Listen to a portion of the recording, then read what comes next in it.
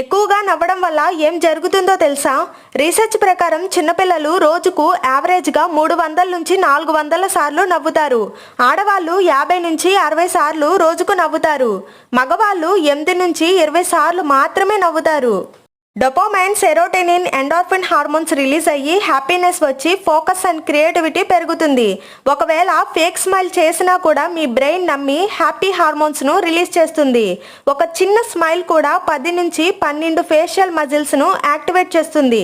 అదే జెన్యూన్గా స్మైల్ అయితే 43 ఫేషియల్ మజిల్స్ని యాక్టివేట్ చేస్తుంది.